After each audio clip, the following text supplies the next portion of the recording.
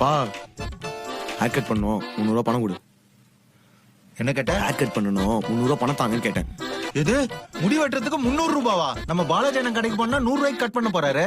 பா அங்க போனா ஸ்கூல் போய் மாதிரி வெட்டி விடுவாங்கப்பா. நான் வெளியே ஒரு சலூன் பாத்திருக்கேன், அங்க சூப்பரா ஸ்டைலா அழகா வெட்டி விடுவாங்க. இந்த மூஞ்சிக்கு 100 ரூபா கட்டிங் போதும். பா ஏன்பா இப்படி பண்ற? ப்ளீஸ் பா. என்னப்பா? எனக்கு ஒரு 3000 மட்டும் ஜிபே பண்றியா? நான் ஹேர் ஸ்பா ஃபேஷியல் எல்லாம் பண்ணனும். சரிடா தங்கம், அதோ ஜிபே பண்றேன். யோ அப்பா, உனக்கு மனசாட்சின்னு ஒண்ணு இல்ல? இதெல்லாம் உனக்கு அநியாயமா தோணல? எதுடா அநியாயம்? ரிமோட் எடு முத்து. ரிமோட் கூட உன்னால எடுக்க முடியல. அட பாவி, ரிமோட் எப்படி போட்டேடா பரம்போக்கு? நீ எதுக்குமே லாக் இல்லையாடா? அட பாவி.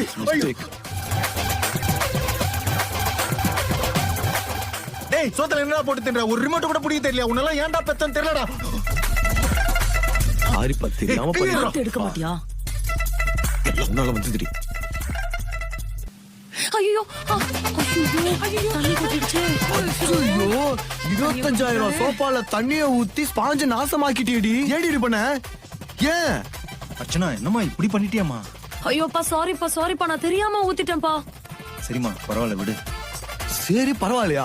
100 ரூபாய் ரிமோட் கீழே வந்தது என்ன பச்சை பச்சையா கேள்வி கேட்டீங்க. இவன் 25000 சோப்பால தண்ணிய ஊத்திருக்கா, பரவாயில்லன்றீங்க. அதுக்கு என் பொண்ணை திட்ட சொல்றியா? அப்ப நான் பையன் இல்லையாப்பா, என்ன மட்டும் திட்டுற? டே முத்து, மண்டவண்டையா பேசுவாரு, உன்னை தலையில தூக்கி வச்சு ஆடுவாரு அவரு பொண்ண.